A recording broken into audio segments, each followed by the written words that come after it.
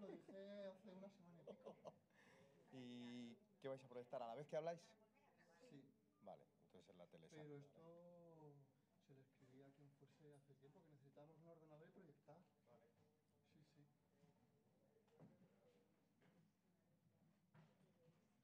Vale, Hola. Cristina, Julián. Encantada. Chucha. Pues quien vaya a proyectar mejor allí. ¿Aquí? Vale, En este pues Yo no voy lado. a proyectar, yo sí. así Perdón, que nos pero cambiamos. Nada, dame Pongo 5 yo minutitos y aquí. lo pongo. no pasa nada.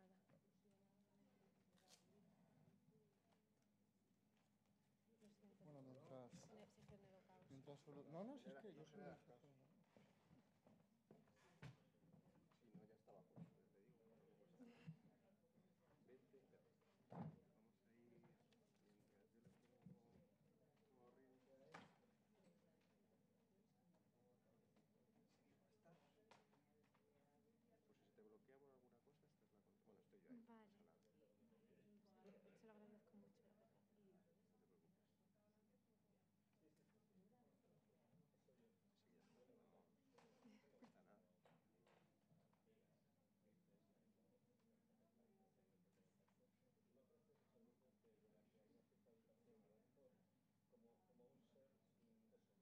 Pues si se te bloquea por alguna cosa, esta es la contra. Bueno, estoy yo ahí, Vale. no pasa nada. Se lo agradezco mucho, la verdad. No te preocupes. Sí, ya está, vamos. No cuesta nada. Oh, qué dinamismo de pantalla. Vale, haz una cosa, es un PowerPoint o algo. Sí, Si quieres un arrastratelo. PDF también. Vale, O sea, me da igual. arrastra.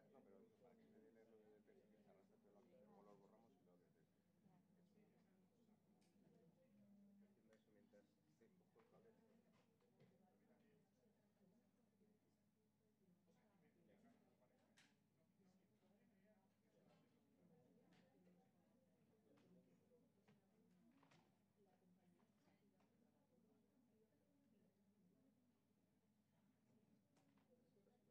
Haciendo eso mientras te cojo el papel. ¿Quieres un ratón de los de normal y No es corriente? necesario. Tengo una pregunta. ¿Esto es sobre...?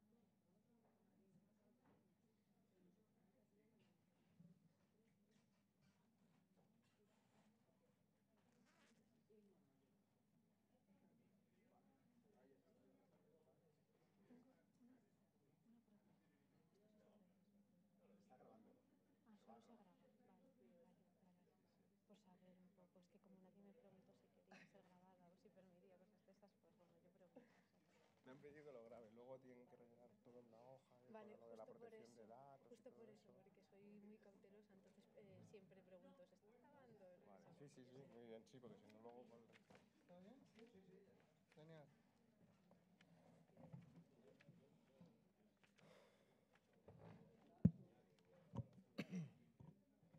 ¿Todo bien? Sí.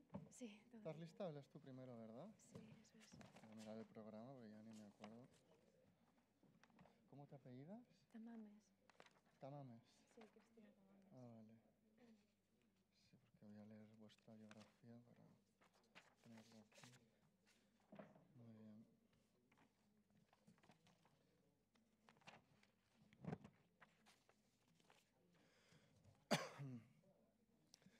Bueno, muy buenas tardes. Retomamos esta segunda jornada del Congreso Angélica Lidl, una vida de sacrificio como acto poético. Y lo hacemos con una mesa de comunicaciones muy interesante por mis compañeros. Escucharemos a Cristina Tamames de la Universidad de Sevilla y a Julien Tanguy, que viene de la Universidad Sorbonne Nouvelle. Vamos a comenzar con Cristina Tamames. Bueno, y luego en tercer lugar haré una pequeña contribución que no pensaba hacerla y ya les explicaré por qué al final me incluí. Bien, Cristina Tamames Gala es investigadora postdoctoral Juan de la Cierva en la Universidad de Sevilla desde 2025 y participa en el proyecto GIMA, Género, Imagen y Materialidad en la Cultura Literaria de la Modernidad desde el siglo XVIII, 1930. Es doctora en Literatura y Cultura por la Universidad de Santiago de Compostela en el 2022 y fue contratada de FPU en esta universidad. Perteneció al grupo de investigación de teoría de la literatura y literatura comparada y fue investigadora asociada del proyecto de investigación Poesía Actual y Política.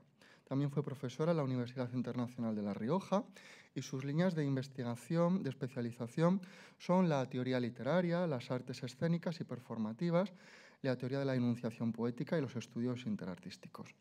Y escucharemos a nuestra compañera Cristina, después a Julián, después a mí, después tendremos un espacio también para debate. Así que guárdense las preguntas y luego retomamos la conversación. Muchas gracias, Cristina. Buenas tardes. Bienvenidas, bienvenidos. Para mí es un placer estar aquí con ustedes. Quiero dar las gracias en primer lugar a Samuel por haber aceptado mi contribución a este congreso. También me gustaría agradecerles a ustedes que hayan decidido venir esta tarde aquí y que hayan decidido participar.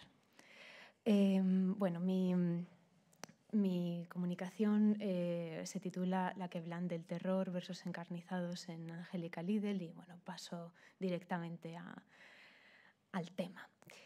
La actualidad de la violencia se cifra en prismas, territorios, números, pérdidas, etc., tantos como sintagmas adjetivales o preposicionales puedan acompañar al sustantivo. Su consumo diario, mediado por las tecnologías de la información, fue el objeto de investigación de muchos filósofos, filósofas que también se preocuparon por la vivencia de lo real, Zizek, Baudrillard, Butler, entre otros, y que estudiaron la exposición e incluso la aceptación o normalización de algunos marcos de violencia y el impacto en los cuerpos. Más allá de los lazos entre belleza, ley y acontecimientos de la vida humana que encuentran en los referentes del siglo XIX, XX y XXI estímulos imprescindibles, el debate sobre la ética y lo real compone el trasfondo metodológico de esta comunicación, pero también de manera ajustada a un contexto como el contemporáneo, donde se convive con el triunfo de la violencia estetizada tantas veces y de la anestesia social precisamente frente a lo violento. El diccionario etimológico sitúa el origen de la palabra en el latín violentus, conformada por vis, que significa fuerza, ¿no? y olentus, abundancia, es decir, la que o el que actúa con mucha fuerza. Este detalle parece aunar partes del título de esta comunicación y encaja el nombre de Angélica Lidl, pero para completar este tejido primero es necesario aclarar que la violencia artística de una poética fundamentalmente apoyada en el sacrificio habita una esfera que intersecciona con la real, una linde donde acontecimientos y noticias se labran su presencia. Ya ni mencionar cabe la cantidad de veces que se han asociado su poética, sus espectáculos, etcétera, con el exceso, la desmesura, etcétera.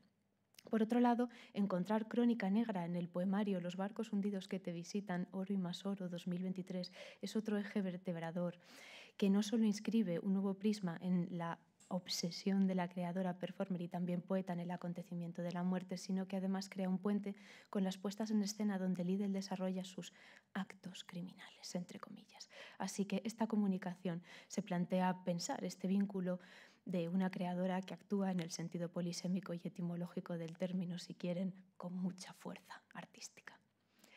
Para comenzar, es suficiente con recalcar un lugar común. La literatura y el mal comparten un pasado que, desde Kant, Baudelaire, el Conde de Lautréamont, hasta Jean Genet o Georges Bataille, pues, han tratado. Todos ellos fundan la nómina de referencia de creadores y filósofos que se encargan de estudiar tantas veces las relaciones entre el mal y el arte. No obstante, la anterior relación de nombres, aunque incompleta, también es pionera en confeccionar un camino para hablar de lo sublime, incluso más allá del gusto o incluso del concepto de belleza. Sin ánimo de ser exhaustiva, Edmund Burke, Eugenio Trías, Jean-Luc Nancy son solo tres nombres de filósofos de una enorme tradición que también Aullón de Haro se ha encargado de revisar y Alberto Santamaría de sintetizar, en que lo sublime permanece, pero mutando su campo y su extensión. No obstante, la definición dual de lo sublime, de verse abrumado e invadida por el temor reverencial, y el lenguaje consustancial que conlleva este término, ¿no? Hablar del asombro, la sorpresa, la maravilla, la admiración, el estupor, entre otros adjetivos, es algo que ya estaban también desde Longino y Denis y que se ha perpetuado en su presencia transhistórica desde diversas perspectivas, sacándonos del asidero de la razón. Aunque la estética disidente de la ética es una base que también se remonta a Schiller o a las hermanas Brontë, por ejemplo, lo estético referente de la fuera, lo ético como legalidad, el debate ético-estético se renueva en los intereses más actuales del teatro. Orientado sobre la labor escénica, José Antonio Sánchez bosqueja a grandes rasgos el espectro de posiciones que surgen de las brechas entre ficción y realidad en los artistas, ya que afectan a la plasmación de comportamientos controvertibles en escena, sea por su justificación o por su defensa, sea por entrar en diálogo con ellos. Dice así: para algunos la práctica artística es incompatible con la responsabilidad ética, pues esta coartaría la libertad del individuo en su experimentación de lo sensible. Para otros, el artista, precisamente por manifestar públicamente la singularidad, debe defender una posición ética enfrentada a la moralidad convencional, pero también a la amoralidad. Las tensiones entre belleza, ética y poética son comunes a todos los trabajos escénicos o no de Angélica Lidl. La postura de Lidl, tal y como ella misma comentaba en la Bienal de Teatro, por ejemplo, en 2016, se esfuerza en separar y trabajar esferas distintas. Comentaba ella: el teatro político me indujo a separar estas dos vidas, la vida civil y la vida poética, de manera que la ley del Estado no puede ser la ley de la belleza y no se pueden mezclar, y la corrección y la expresión son cosas distintas. La magnitud de la violencia poética cristaliza especialmente en el sacrificio lideliano. Su sacrificio se afronta como materia prima en pos de la búsqueda y la mediación de una ética incluso política en clave individual, aunque esto también vaya a tener resonancias en el convivio colectivo teatral. La vivencia consustancial de la belleza y el horror supone una base sólida en la poética de Lidl, ante una estética muy ligada a la desmesura que desafía la ley. Recordemos, el sacrificio es, por tanto, exceso, bello exceso, comenta en el sacrificio como acto poético, exceso liberador, exceso que pone en evidencia la represión de una sociedad. Esta producción sacrificial irremediable se sustenta sobre los desafíos a la razón y la ley. Asimismo, trabaja con el objetivo de preservar la potencia del deseo. El sacrificio nos puede llevar a la representación de un acto prohibido por la ética, pero nunca nos inducirá a dejar de amar. Por tanto, en Lidl la ética va a quedar muy atenuada en favor del germen estético, que siempre pretenderá una perspectiva epistémica emancipatoria de alguna manera. La voluntad de atentar contra la ética no es vana, puesto que luego sí permite una dimensión más allá, sobre todo pensando en el espectador, y esto siempre nos enlazaría con las propuestas catárquicas que nos llevan Antonin Artaud, ¿no?, quien subrayaba un paralelismo entre las acciones del teatro y de la peste en torno a la idea de delirio contagioso, de algo victorioso, combativo, para que tanto el actor como el espectador, la actriz, la espectadora, puedan llegar a adquirir otra conciencia, la de lo sublime. También, de hecho, Peter Brook, leyendo también a Artaud, subrayaba que él deseaba un público que dejara caer todas sus defensas, que se dejara perforar, sacudir, sobrecoger, para que al mismo tiempo pudiera colmarse de una poderosa y nueva carga, hacer temblar la tranquilidad, la seguridad, yo diría incluso la anestesia del espectador. Se yergue sobre una postura de ética sin belleza. Esta combinación pretende evitar la complacencia, como dice la propia Lidl en El sacrificio como el acto poético, la vacuidad autorreferencial y el sentido inofensivo de lo estrictamente bello, porque lo estrictamente bello como finalidad tiene más que ver hoy en día con el diseño chato y la pirotecnia evasiva que con el concepto de lo sublime. Lo estrictamente bello exige, pues, lo sublime. Es decir, lo sublime en Angélica Lidl equivaldría a aquello que produce una inestabilidad, desata una crisis, lo que expone la vulnerabilidad del otro. Esto invita a pensar en lo sublime en su versión destructiva, incluso tal vez ya no solo en el plano metafísico trascendental, sino como potencia individual, al ser todas partícipes de la humanidad, etcétera, dicho en un sentido no solo biológico, sino también incluso cultural, sociopolítico. Bueno, en fin, esto culmina sobre el espectador en la posibilidad de desarrollar una episteme autónoma, una mirada sobre el sacrificio en la escena. Me pregunto incluso si no sobre la página, ¿no?, hacia lo incomprensible. Lidl comenta: cuando dejamos en suspenso la ética, trabajamos con una forma moral del mal. Gracias a la suspensión de lo ético, el espectador llega a conclusiones morales. Suspendemos la ética para que el espectador la adquiera. De hecho, ella misma afirmaba rotundamente en un encuentro hace poco en una librería de Salamanca que hay algo que en lo macabro me produce placer, aunque seamos ciudadanos responsables. Por tanto, existe esta relación entre el horror, lo real, no tanto con lo mediático. Recordemos muy concisamente que esa exposición mediática de violencia diaria conlleva tantas veces la normalización y la aceptación de dichos actos carentes de suscitar el cuestionamiento o de despertar reacciones. La integración de este consumo y la disminución de su impacto genera un estado común de inmutabilidad e incluso confusión, hasta conformar una emocionalidad desnuda de sorpresa y novedad, por no mencionar la concatenación de simulacros que imperan hasta sustituir la realidad por una hiperrealidad que pueda disolver los referentes, y en esto estaríamos siguiendo mucho a Jean Baudrillard, lógicamente.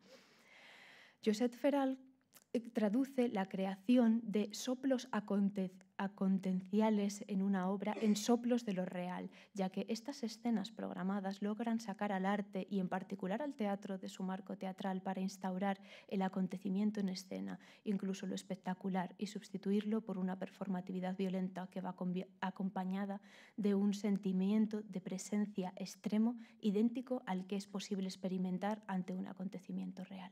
Así, la inmediación del horror poético estético contribuye a desvanecer la insensibilidad que produce la escalada de violencia y su transmisión mediatizada, al sacar al espectador del entumecimiento de lo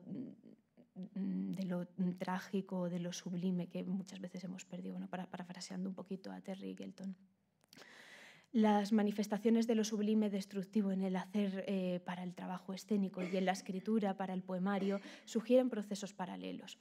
En varios momentos Liddell parece emparentar con el criminal en escena, por ejemplo, la correspondencia epistolar de Issei Sagawa, ¿no? Análogo a la figura de Ted Bundy, de Jeffrey Dahmer, también apelados en la trilogía del infinito. También hay otros nombres relevantes ahí presentes, Charles Manson, en el ciclo de las resurrecciones, Henry Lee Lucas, en Dicen que Nevers es más triste, hasta en una entrevista ya comenta que le gusta escuchar la música de Carlo Gesualdo, por ejemplo, la música de un asesino.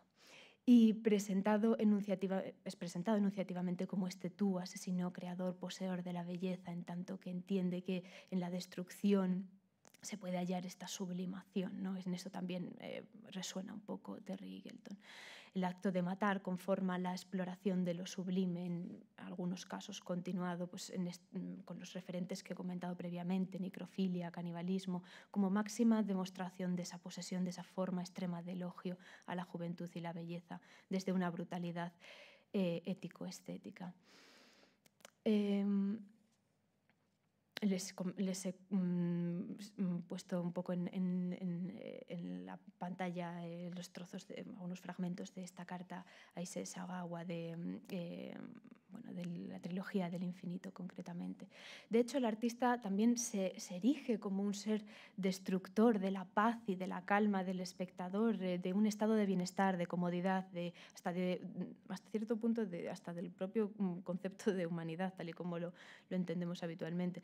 Terry Eagleton contempla que lo sublime comporta cierto ritmo entre la muerte y la resurrección, puesto que sufrimos una pérdida radical de la identidad únicamente para verla restablecida en nosotros con más detalle, y tiene, por tanto, un componente entre identidad y diferencia, un poco como la tragedia, pero matiza que más allá de lo agradable, lo sublime tiene algo de oscilación incluso maníaco-depresiva, puesto que somos arrojados a unas abismales profundidades oceánicas únicamente para ser catapultados hacia las estrellas. Si podemos vencer el pavor ante las fuerzas destructivas que tratan de despedazarnos, es porque hay algo más íntimo de nuestra subjetividad que evoca un eco asombrosamente familiar. Y este juego un poco esta fuerza amenazadora se produce en el juego un poco del arte. Ella asume la postura de la criminal al igualar la escritura con el asesinato, la lengua con la espada, ¿no? En vez de disparar a alguien, escribo, le dice a Laura Zangarini en una de las entrevistas. No he podido evitar, aquí enlacé también algunos fragmentos de la espada, concretamente. ¿Qué haré yo con esta espada? y a continuación, bueno, no pude evitar incluir un par de píldoras textuales que también me resonaban en Via Lucis, por ejemplo, Via Lucis. Como pueden ver en el primer poema, deberíamos poder transformar el vino en sangre, pero yo solo tengo la palabra, solo tengo la maldita y estúpida palabra. Hay una resonancia de la transustanciación, pero también me parece interesante el segundo poema de Dicen que Nevers es más triste, donde expresa: he venido hasta Loira a sembrar círculos de trigo y extiendo la espada trazando una cruz con mis brazos para que los pájaros se posen en el filo. La que blande la espada, por lo tanto, cuantas más páginas y más acciones involucra esta lengua, más transgresión de la ley, más belleza, por tanto, más sublimidad en consonancia con esa posición entre la locura y la profecía que declaman en sus deflagraciones y en este proceso puede performar llevando la catástrofe sobre la humanidad. Me parece muy interesante, además, que en el programa de Voodoo Blixen, en el programa de mano que se repartía en la sala, había una entrada para la lengua también, y en ella aparecía: todo mi empeño es sacarme la lengua, arrancármela, aplastarla, porque lo único que sostiene la ira, la palabra, es aquello que también se revuelve contra mí. El riesgo de la incomprensión es algo que posiblemente se aboca como artista. De hecho, ocurre con la posibilidad de no considerar a estos seres, y digo seres en un sentido amplio, digno de redención. Pienso ahora en Caridad, por ejemplo, donde aparece la verdadera caridad solo puede ser inmoral, pues redime al ladrón, al violador, al asesino. La caridad es la más conflictiva de las virtudes teologales. La caridad nos plantea pues el conflicto moral, amar por encima de la ley, amar al criminal. Bueno, hay muchas resonancias en todo esto. A mí, entre ellas, pues siempre me incita a pensar en la pintora también portuguesa Paula Rego, por ejemplo, en esta figura de el ángel, ¿no? O anxo, que sostiene la espada con una mano, la esponja con la otra, en la violencia, un poco esa parte como de cuidado. Por otro lado, en fin, es interesante. La conjunción de la vida y el teatro son fundamentales, pero si le sumamos el componente escritura nos lleva a las manifestaciones no solo espectaculares, sino también literarias del yo. Entre ellas está el poema, ¿no? El registro de lo real presenta también una manifestación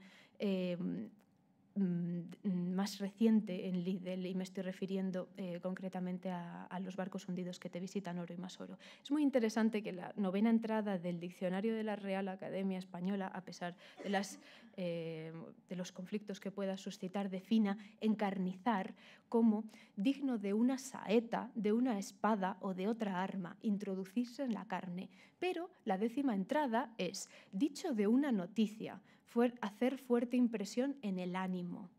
La ambigüedad y la polisemia de este término, de encarnizar, encaja precisamente con estas dos líneas un poco que subyacen en las creaciones de Liddell, de esta comunicación. Frente al teatro de las pasiones, la crónica negra se abre entre un poco el periodismo y la literatura, y que parece manifestarse en este último poemario, en una exploración de unos acontecimientos, en este caso de muertes, a través de la sucesión del tiempo. ¿Por qué decidir que algo así puede ser un poema? La propia artista comentaba: porque es un fogonazo simbólico, te pone en contacto con lo irracional. Me gusta estar atenta a todo lo que encuentro de lírica, a la poesía sin propósito. Cuando surge la poesía del barro, puedes extraerla y la conviertes en voluntad estética. Liddell explicaba que en este encuentro, que durante meses se dedicó a introducir en Google los términos muere o se haya muerto. Por tanto, metafóricamente, cada una de esas búsquedas era como una especie de barco lleno de cadáveres. He aquí el barro que iba encontrando, ¿no? De hecho, el título del poemario le debe muchísimo a los orígenes del género del terror, ¿no? Los barcos fantasma, el remolino de Maelstrom, que nos lleva a recordar aquel cuento de Edgar Allan Poe, por ejemplo. Él también lo mencionaba, las crónicas que se escribían. En fin, de hecho, ella misma confirma que ese buscar de muere o se haya muerto en Google se relacionaba con un muere personal. En este caso se produce una identificación del dolor íntimo con incluso una cierta cuestión macabra. Así, la relación horizontal de cercanía de la crónica habitualmente que pretende entablar con la relación de lo vivencial y el establecimiento de un pacto ético con el lector, al contarle un relato real, en Liddell se reconfigura. Liddell juega con algunas características definitorias, incluso de la crónica negra, como el contacto directo con los hechos o la isocronía, pero obviamente ni es un registro de lo que está sucediendo, ni el periodismo literario admitiría la poeticidad y cualquier manifestación de artisticidad para centrarse en transmitir una noticia o una sucesión de hechos. En este caso hay una renuncia, obviamente, a la función informativa deliberada en pos de priorizar la vocación artística, ¿no? Se trata de crónicas negras literarias relacionadas con el acontecimiento de la muerte en su entorno cotidiano, pero con una enunciación donde hay solo como dos agentes, el que muere y la que asiste al acto, convirtiéndose en un poemario de un conjunto de esquelas sin nombre y de personas al azar. De todas formas, la propia Liddell mencionaba recientemente que se podía permitir ser más experimental con esta idea de poesía. La visualización de lo que ocurre se produce de cerca como un espectador, y respecto a la enunciación poética parece existir incluso un acercamiento extremadamente poroso entre la voz poética y la propia Liddell, pero también incluso con el objeto de la acción en el poema. Y me parece muy interesante el poema que tienen ahí a la derecha, porque durante un encuentro al que asistí con ella comentaba que a ella le hubiese encantado llamarse María Ofensa González.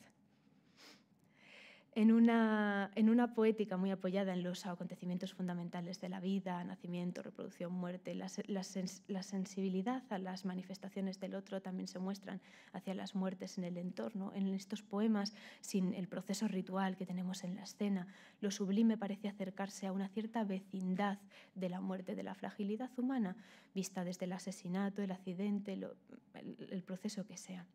Y esto me recuerda mucho a algunas reflexiones que se han hecho a propósito de Emily Dickinson también,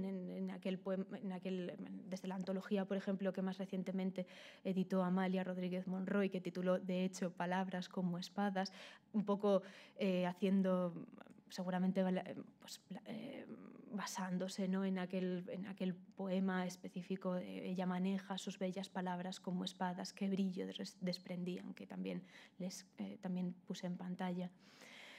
En ese tejido metafórico dickinsoniano, hecho de una irónica distancia entre lo sublime y lo familiar, distancia que pone de manifiesto su siniestra proximidad y que se apoya en ese límite mínimo, esa poesía de lo sublime, decía de hecho la persona que hacía la antología, se encarna con insistencia en un punto del cuerpo que señala muy directamente al dolor y la muerte.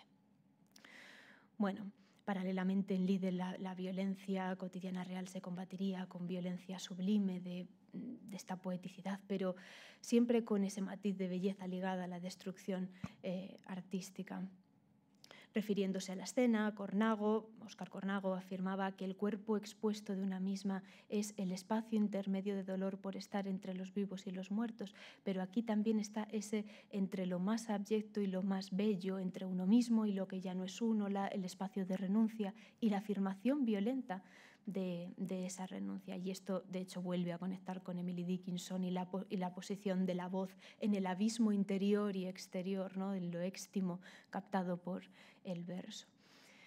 En fin, el ritual literario también se desarrolla de otra manera en los barcos hundidos que te visitan oro y más oro, en términos que a mí me recordaban también un poco, me resonaban un poco a cómo se pudrió Blancanieves, ¿no?, en un circuito de suicidios infinitos, por ejemplo, en el poema de la izquierda, ¿no?, que fortalece precisamente esa dimensión mítica. Algo que también se modifica es que pues en una crónica habitualmente debe haber un énfasis en las etapas de transición, pues la narración debe implicar progresión, aunque no tiene por qué ser narrada de forma lineal. Pero si la crónica narrativa se caracterizaba por esa transformación, por el cambio mediante el relato que hay que contar, en los barcos hundidos que te visitan esto se conserva, pero también se llega a esa dimensión estética, a esa búsqueda del acontecimiento de lo sublime.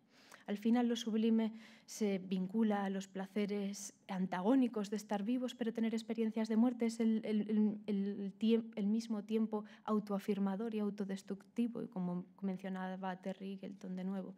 De esta manera, En el poemario se plasman los acontecimientos de diversas muertes de varias personas, ¿no? En la medida en que se tratan de personas anónimas, parece una miscelánea de crónicas negras, un diccionario, una especie de, no diccionario, disculpen, un diario metafórico del dolor.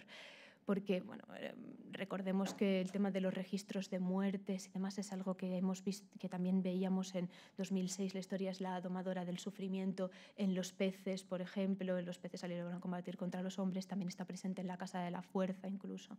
En fin, así se aprecia un trabajo con esta otra forma moral del mal, no solo como la necesidad de escribir para no matar y la escritura como ejercicio ejecutorio, sino también como un registro de dicha ejecución. Pero bueno, no tenemos tampoco un volcado de noticias en bruto, más bien en los poemas hay una búsqueda de aquello que nos iguala, que es lo que no queremos ver, que en este caso es el acto consciente de la pasión, de la muerte, que luego alcanza una dimensión mistérica e incluso una dimensión estética.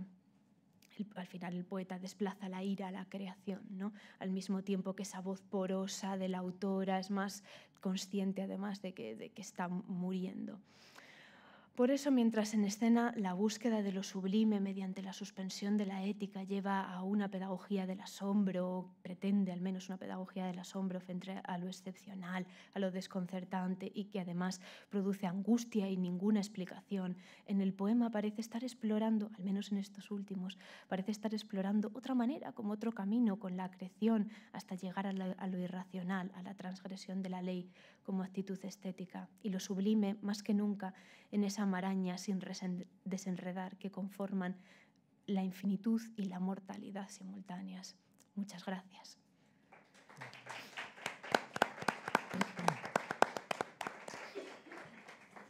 Muchas gracias, Cristina, por tu comunicación, muy interesante, y espero que luego suscite preguntas que retomaremos al final. Vamos a escuchar ahora a Julien Tanguy, que después de una tesis de maestría en estudios teatrales en la Universidad Sorbonne Nouvelle, titulada La influencia de España en el uso y la revalorización de la religión y la espiritualidad en el teatro de Angélica Lidl, Julien Tanguy se prepara actualmente para realizar un doctorado. Su investigación, bajo la dirección de Alexandra Moreira da Silva y Pierre Longonesse, se centrará en la empresa citacional. Luego nos lo explicas. Entre el reciclaje y los diálogos intermediales en el teatro contemporáneo a través de las obras de artistas como Angélica Lidl, Carolina Bianchi, de la que hablamos también ayer, Marina Otero, Florentina Holzinger y Eddie Daranjo. La comunicación que nos va a presentar ahora se titula Juego y teoría del duende, me he confundido con Vladimir Prop, Juego y teoría del duende y el cante jondo en el teatro de Angélica Lidl. Hola a todos. En primer lugar, quiero agradecer sinceramente a Samuel Rodríguez por la organización de este congreso. Mi agradecimiento también a todas las personas que han contribuido al éxito de este congreso, así como a la Universidad Complutense y a la Sociedad General de Autores y Editores. Antes de empezar, debo aclarar que esta comunicación, titulada Juego y teoría del duende y el cante jondo en el teatro de Angélica Lidl, presupone una cierta premisa. Como lo podrán deducir por mi pronunciación un tanto desordenada, soy francés. Y como nos recuerda magníficamente Angélica Lidl, citando a Émile Cioran en ¿Qué haré yo con esta espalda?, Francia es el país de la perfección estrecha. No puede elevarse hasta las categorías supraculturales, hasta lo sublime, hasta la inmensidad estética.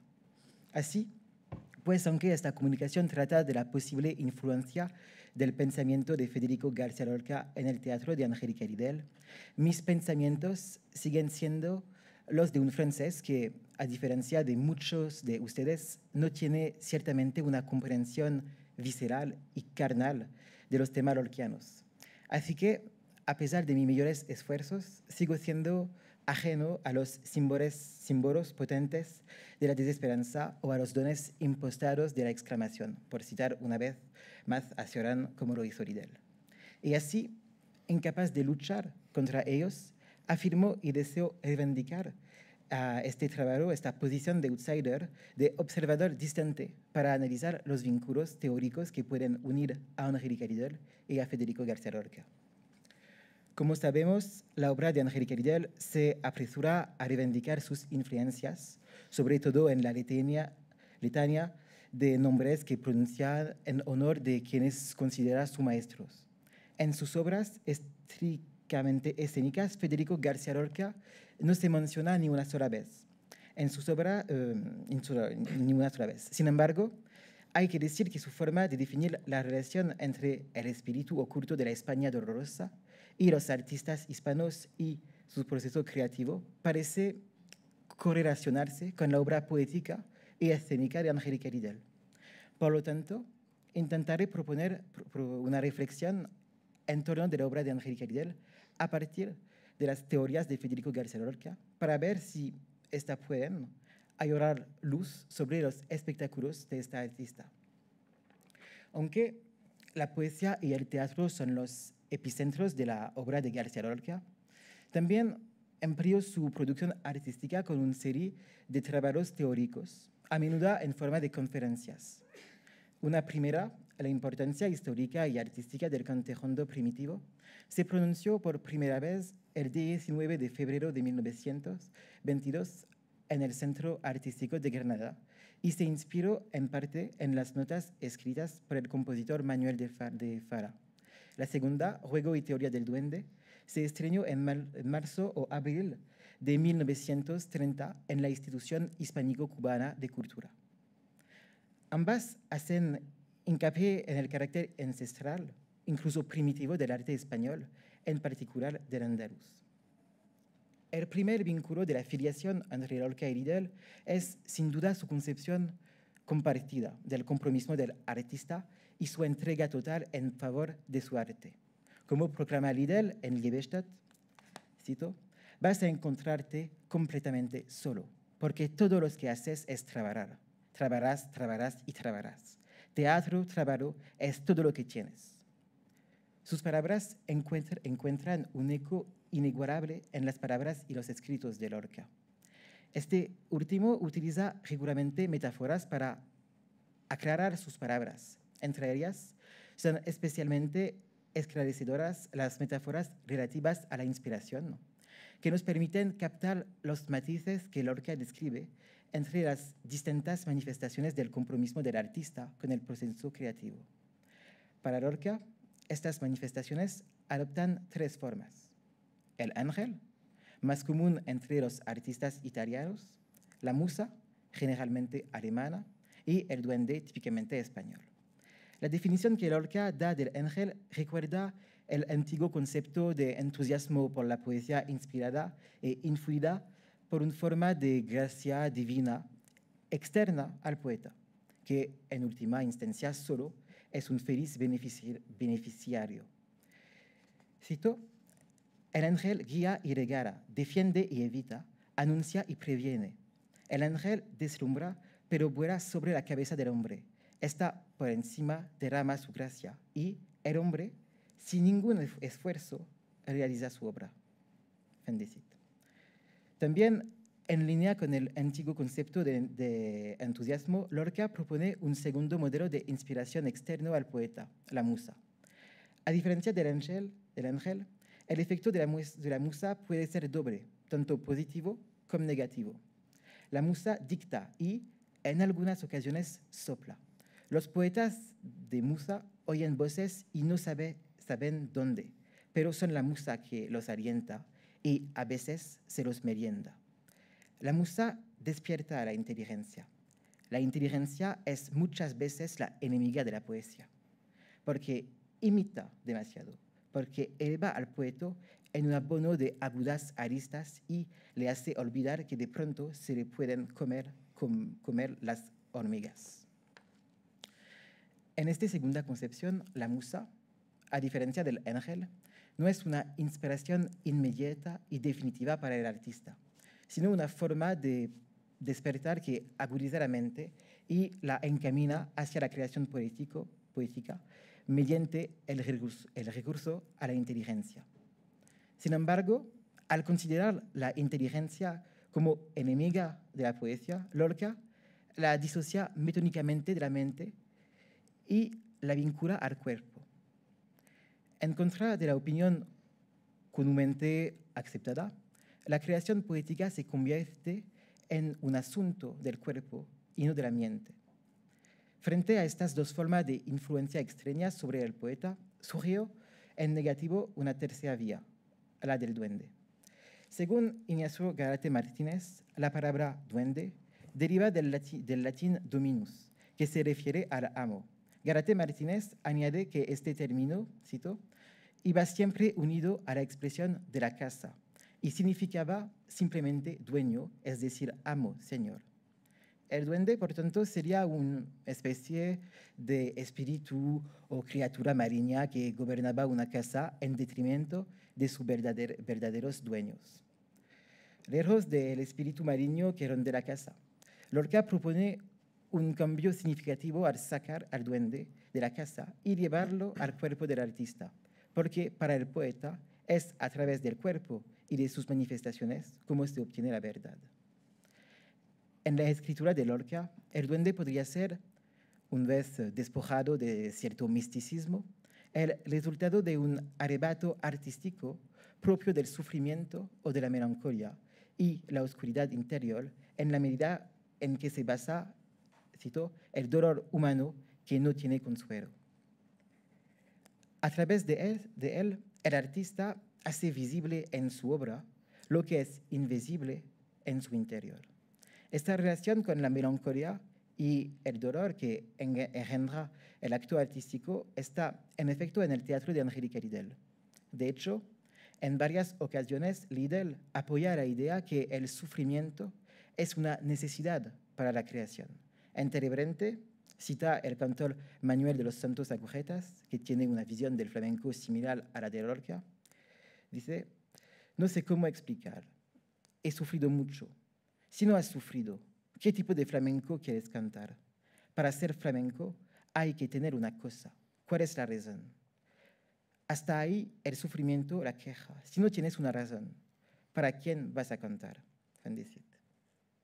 Del mismo modo, Lidl también afirma la preponderancia de su melancolía en el acto creativo en Liebestod, una obra que para mí resume su concepción del arte y su historia del teatro. Dice, si hubiera tenido suerte en el amor, quizá no habría escrito ni un solo verso. Habría preferido estremecerme antes que morir. Por último, en una entrevista en 2016, confiesa, cito, yo vivo en guerra contra la tristeza, desde que me levanto por la mañana, y es en esta batalla donde aparece el teatro, porque forma parte de un proceso inevitable para mí, que no puedo decidir, y por eso yo hago batallas en escena, que la gente las percibe como de una mujer histérica, y no. Es una auténtica guerra contra la muerte. En este momento, cuando nace el teatro. Este principio de guerra o lucha contenido en las palabras de Angélica Lidl es particularmente significativo, ya que unido al de la lucha contra el duende que, según Lorca, es el origen del acto artístico. El sufrimiento y el duende adquieren así una naturaleza dual, simultánea y paradójica, un antagonismo desafortunado, pero una necesidad saludable en advenimiento del acto. Corresponde al artista aceptar su propio sufrimiento interior, lucha con él y contra él, para transformarlo en material significativo para la obra que pretende crear. Es un proceso que Émile Cioran resume en las palabras iniciales de Liebestod. Cito, porque todo en mí está herido y sangra. El sufrimiento, sin embargo, me ha dado el valor de afirmarme, la audacia de expresarme y el impulso a la paradoja. Así, la lucha con el duende da lugar a una forma de advenimiento del sufrimiento a través de un movimiento de transfiguración, entendido aquí como el paso del sufrimiento de la experiencia interior a la expresión. El duende de Lorca Es, por tanto, una cuestión de cuerpo y verdad. El desplazamiento antes mencionado de la casa al cuerpo se vuelve particularmente significativo porque si el duende se establece metafóricamente en la sangre, como afirmó Lorca, es también a través de la sangre, metónicamente el cuerpo, cómo se expresa el dolor en el acto artístico. Se puede trazar entonces una encrucijada con Nietzsche, quien escribió en Así habló Zaratustra, cito, de todo lo que uno escribe, solo me gusta lo que uno escribe con su sangre. Escribo con tu sangre y comprenderás que la sangre es espíritu. Detrás de lo que parece un mandamiento se esconde la necesidad de recurrir al cuerpo, a los sentidos y a las experiencias personales en creación de una obra artística. Esto es lo que viene haciendo Liddell rompiendo la barrera del pudor, como ilustra una ilustración casi literal del pensamiento nietzscheano en el espectáculo Anfechterse, que la artista broda en una tela la inscripción «Mamá te odio», que luego rubrica con su propia sangre. De este modo, la herida espiritual resultante de la nefasta relación entre Angélica Liddell y su madre se convierte en materialidad corpórea a través del escenario, para hablar y representar la verdad de la artista. Para ella se trata de luchar con su duende, es decir, con su sufrimiento y sus emociones, para convertirlos en un acto con la ayuda del cuerpo, un objeto que contiene o produce tanto la experiencia vivida por la artista como lo que sucede en el escenario. En su lucha con el duende, el artista revela sus heridas abandonando todo lo que lo podría protegerle o interferir con sus verdaderas emociones. En este sentido, Lorca, a través del ejemplo de la niña de los penes, expresa la idea de que el tecnicismo puede ser perjudicial para el artista cuando se convierte en un refugio. Es un pretexto para aislarse de la verdad interior. Cito, se tuvo que emprovecer de facultades y de seguridades, es decir, tuvo que alejar a su musa y quedarse desamparada que su duende viniera y se dignara luchar a brazo partido. Su voz era un coro de sangre digna por su dolor y su sinceridad. Fin de cita. Este saber así técnico, preestablecido, puede parecer una forma de protección para el artista, sobre todo en términos físicos, ya que sigue un camino sabio y definido que no pondrá en peligro su cuerpo, sus habilidades o a sí mismo.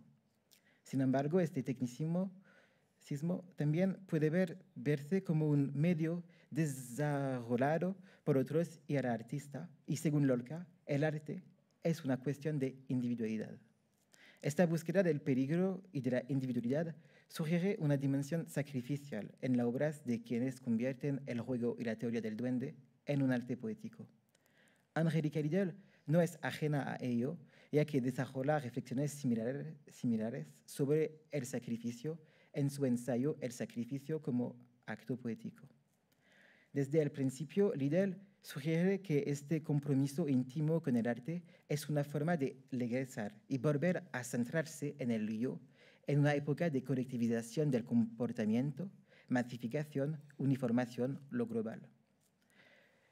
Al volver a centrarse, se ofrece a sí misma como un sacrificio a su público, de una forma que recuerda al concepto de sacrificio de Georges Bataille. Según Bataille, poner a hacer frente a la muerte en contacto con un público, un sacrificio, permite comunicar un sentimiento de continuidad que el público probablemente no experimente debido a su naturaleza discontinua. De forma similar, Angélica Liddell, al sacrificarse, es decir, al experimentar un retorno a la intimidad, permite a su público, puesto en contacto con una alteridad que expone su intimidad, acercarse a una cierta continuidad que ha sido dañada por la colectivización denunciada por el artista, que declara al respecto: volver a la continuidad es volver a Dios. A través de esta búsqueda de la continuidad contenida en el sacrificio, Liddell añade una dimensión espiritual a su deseo de oponerse a lo general. Al ofrecerse al público, aspira a una forma de comunión u comunicación, en palabras de Georges Bataille. Al invitar a su público a fundirse con ella, les ofrece un momento privilegiado de unidad comunitaria, que para Bataille es la verdadera esencia de lo sagrado. Ahora, me gustaría dejar de lado la cuestión del duende y centrarme más concretamente en el Conte Rondo. Además de su conferencia sobre el duende, Federico García Lorca pronunció su primera conferencia sobre el Conte Rondo en un concurso de canto que organiza conjuntamente con el compositor Manuel de Falla. Titulada Importancia histórica y artística del primitivo canto andaluz llamado Cante Hondo, la conferencia pretendía sacar a la luz sobre la historia de este cante, supuestamente heredado de los sistemas musicales primitivos de la India y traído a Andalucía por los pueblos gitanos. En una España donde la muerte ocupa un lugar innegable en el imaginario colectivo, el Cante Rondo es un medio ideal para cantar sobre el duelo, el dolor y, por extensión, la muerte. No cabe duda de esta canción, fuertemente vinculada a España, no puede emanciparse de su contexto para existir. Nacida en Andalucía de orígenes inciertos, podría ser una canción que conmemorase el doloroso exilio gitano, la persecución, la pobreza rural o, más en general, las penas inherentes a la existencia. Aunque Angélica Lidl hace un uso explícito del Cante Rondo en algunas ocasiones en sus obras, el estudio que aquí se presenta lo considera como un posible arte poético reinvertido por la artista a la manera de Ruego y Teoría del Duende. Desde el principio, el uso o la relación de Lorca y Lidl con esta canción sugiere una visión compartida de España. Mientras que Federico García Lorca se basó en su experiencia del andaluz para escribir, Angélica Lidl se inspiró en la Extremadura de su madre y de sus abuelos, especialmente en el espectáculo ¿Qué haré yo con esta espalda? Y aún más en Una costilla sobre la mesa madre. Ambos artistas, España aparece como una tierra pobre y rural, tal y como Angélica Lidl describe su infancia en el monólogo Jeffrey Dahmer de la obra ¿Qué haré yo con esta espalda? Cito: me han obligado a agacharme, hasta tocar el cielo con la frente. Será porque procedo de la mugre. He estado subsistiendo algunos años fuera de mi elemento, fuera de los corrales sin pan, allí donde todos los veranos se suicidaban personas arrojándose a los pozos. Fendecida. Aunque la visión lorquiana del mundo rural no se presenta de forma tan cruda y violenta, aparece, sin embargo, en el trasfondo de muchas de sus obras de teatro y poemas como un fondo latente, intrínsecamente enterrado en la escritura del poeta. En este mundo rural, el Cante Rondo se convierte en un canto catártico y espiritual. Para Angélica Lidl, la búsqueda de lo divino hunde sus raíces en la desesperación y el miedo asociados a la tierra de sus antepasados, que considera un mundo bárbaro y brutal.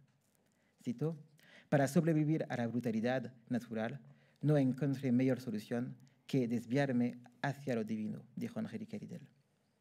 Sin embargo, si la tierra parece estar vinculada de la desesperación, el Cante Rondo no pretende despojarse de ella, exorcizándola u ofreciendo al público una escapatoria de la misma. En la continuidad del duende, la belleza nace del sufrimiento. En el paradigma del Cante Rondo, pues hay que cantar los dolores de la tierra y de la vida para sacar a la luz la belleza contenida en el sufrimiento, como indica Angélica Lidl en la proyección de la video de las siguientes palabras al final de su espectáculo televidente. Cito: la belleza es la afirmación del sufrimiento. También hay que señalar que, según la artista, este aprendizaje de la belleza proviene de su infancia y de su experiencia de la tierra rural, como sostiene en una entrevista a la revista Mouvement. Cito: lo que viví de niña me permitió comprender la vida en toda su crudeza, pero también en toda su belleza y esencia. Toda esa brutalidad me permitió apreciar la belleza, la verdadera belleza. Fin de cita. Antes de concluir, me gustaría examinar los atributos del cante que le confieren teatralidad y performatividad para identificar las posibles implicaciones para la obra de Angélica Ridel. Las canciones de cante rondo son, por su propia naturaleza, orales, destinadas a ser dichas y recitadas. Sin embargo, más que un simple recital, estos poemas necesitan interpretados. De hecho, requieren un compromiso total e íntimo por parte del cantor, sobre todo físicamente. Tomando el ejemplo de la Niña de los Penes, que parece encarnar y vivir sus palabras, y el cante parece una auténtica representación, tal y como la define Patrice Pavis, que afirma que la performance es la realización de una acción o de un texto, es el acontecimiento que resulta de ello. La actuación tiene lugar en directo, tanto en directo como encarnada por seres vivos. El cante rondo parece resonar inmediatamente con esta definición, en la medida en que orquesta una presentación inmediata y espectacular que, aunque se basa en un texto heredado de la tradición y por tanto del pasado, pone el acento en la acción presente del cantor. De este modo, pensar en el cante rondo a través del prisma de la interpretación nos permite dar cuenta del intento de la cantores de presentar el dolor ancestral contenido en los poemas, intentado vivirlo o encarnarlo. Más allá del uso estricto de las seguirías en la obra de Angélica Ridel, esta relación de performatividad y presentificación también podría aplicarse cuando la artista utiliza canciones populares como A Zingara de las grecas en el espectáculo Liebestad, en el que se escaricia y grita su dolor. A través de esta música, cuya letra repite incesantemente, la artística parece revivir su propia desesperación. Además de este planteamiento inicial, el desarrollo teatral del cante rondo también puede observarse a través de la teatralidad de los materiales sonoros. Roland Barthes define teatralidad de la siguiente manera, cito, es el teatro menos el texto, es una capa de signos y sensaciones construida en el escenario a partir del argumento escrito. Aunque esta definición no está exenta de limitaciones, sobre todo a la luz del teatro actual, permite establecer correlación entre el cante rondo y la teatralidad. En efecto, además de su texto, el cante rondo nace de la multiplicidad de materiales sonoros utilizados por el cantor. Lorca insiste, por ejemplo, en el hecho de que la seguiría se abre tradicionalmente con un grito. Del mismo modo, el canto puede intercalar gritos, melodías vocales o estallidos de voz que no se basan con un modelo preestablecido por el texto, sino que emanan de la interpretación personal del cantor. De este modo, al ir más allá de la recitación estricta del texto e incorporar material heterogéneo de su propia creación, engrosando así los signos, el cantor contribuye a la creación de teatralidad. Por último, a modo de apuesta, el cante rondo podría, en cierta medida, asimilarse a un posible teatro de la crueldad arturiano, en su capacidad de romper parcialmente con el lenguaje articulado que suele atribuirse al género dramático para abrirse a nuevas modalidades de lenguaje y expresión. En el primer manifiesto del teatro de la crueldad, Antonin Artaud propuso, cito, cada espectáculo contendrá un elemento físico, objetivo, que todo el mundo pueda apreciar. Gritos, caras, la belleza incantatoria de los besos, el encanto de la armonía, las raras notas de la música. No se trata de suprimir las palabras, sino de dar a las palabras más o menos la importancia que tienen en los sueños. Sin embargo, a través de la multiplicidad de sus materiales sonoros, el cante rondo parece reunir algunos de los elementos físicos que Artaud pretendía reinventar en el lenguaje, prueba de su teatralidad. Este vínculo entre Artaud y el cante rondo lorquiano puede ayudarnos a considerar la influencia de Artaud en el teatro de Angélica Ridel. En efecto, aunque muchos comentaristas críticos y espectadores parecen empeñados en tener un vínculo definitivo entre Arto y líder.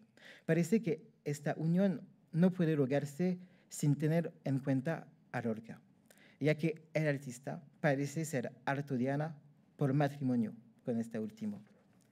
Para concluir muy rápidamente, como hemos visto, las palabras de Federico García Lorca sobre el juego y la teoría del duende, así como sobre el conte rondo, parece iluminar las obras y los escritos de Angélica Lidl con una luz nueva.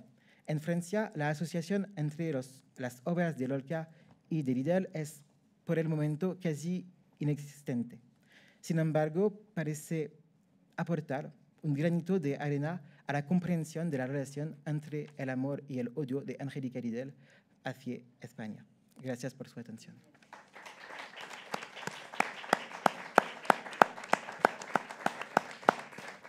Muchas gracias, Julián. Además, no sé, tal vez José Corrales Díaz Pavón, que conoce muy bien los artículos publicados de Angélica, podrá corregirme si me equivoco, pero yo creo que no he leído ningún artículo donde se asocie alguna referencia así a Lorca con Angélica, y yo siempre lo hago porque luego lo comentaremos en el debate, pero es que es una evidencia y podríamos explotar a partir del concepto de tragedia y por qué siempre recurrimos a las tragedias grecolatinas y no a una ¿perdón?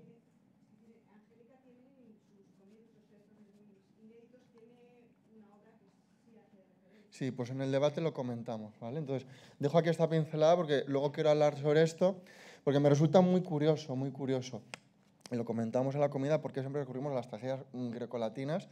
Lo decía George Steiner, pero bueno, luego lo retomamos. Y ahora pues hablo yo. Yo no pensaba intervenir en este congreso. Normalmente cuando organizas un evento pues no haces una comunicación. Pero cuando estaba organizando todas las comunicaciones, distribuyéndolas por mesas para que hubiera una coherencia, a veces es complicado, me di cuenta de que nadie va a hablar sobre el amor, o me pareció que nadie iba a hablar sobre el amor, porque mañana va a haber un poco de erótica, creo, misticismo, y a mí yo necesitaba hablar sobre el amor en este congreso. Se ha leído la convocatoria que redacté, que está en la página web, la centro en el amor, y el título original del congreso era algo así como Angélica Lidl, un canto al loco de amor, y me dijo siendo, mejor que no, porque lo estás focalizando en algo muy concreto y mejor algo más amplio. Y dije, vale, pues esa.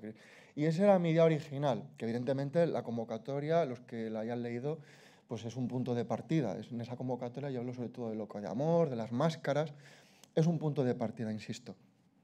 Y bueno, espero que estén, es que a estas horas es que escuchar a alguien hablar da mucha pereza, pero espero que no se les haga demasiado aburrido y piensen que luego va a venir Sindo con los actores y va a ser algo más divertido, más colorido, ya sabes, la influencia del pavo real. A ver qué le da Sindo esta vez cuando lo vuelva a ver. Bien, entonces yo voy a hablar del amor, del loco de amor como aproximación al abismo. Bueno, no he dicho en mi currículum, trabajo en la Universidad Complutense, en el Instituto del Teatro, estuve en Francia de profesor de traducción, vengo de la música, era pianista, violista y para mí la filología fue un campo nuevo. Y desde esa aproximación no filológica, sino más bien filosófica, estética, musical, pues fue como me aproximé a los textos de Lidl, aunque luego sí que hice una tesis sobre literatura. Entonces, en esta comunicación, que se titula Angélica Lidl y el loco de amor como aproximación al abismo, voy a hablar de esa idea del loco de amor como sinónimo de artista, bueno, no necesariamente, pero como todo artista, y esto ya lo decía Aristóteles, todo hombre de genio es un melancólico, es un loco de amor, y cómo eso se puede vehicular o no a través de la palabra y su posible fracaso. Bien. Es un punto de partida mío, quiero decir, si ustedes que han leído también mucho a la obra de Angélica, pues a lo mejor pueden considerar que es una visión parcial, y en verdad lo es. Pero mi objetivo es que a partir de aquí pues, se abran otras vías que a lo mejor no concuerdan con lo que yo estoy diciendo, pero ahí quedan dichas. El ser humano es un enfermo de amor, pienso yo. Siente un vacío terrible ante una vida sin sentido, sin propósito, inútil, sea consciente o no de ello. Aspira a la trascendencia, pero su tiempo es finito. Solo la comunión con su entorno podría paliar esta sed de fusión con un todo incognoscible y eterno. Albert Camus lo llama nostalgia de unidad. ¿Qué es eso de nostalgia de unidad? Es este apetito de absoluto que ilustra el movimiento esencial del drama humano.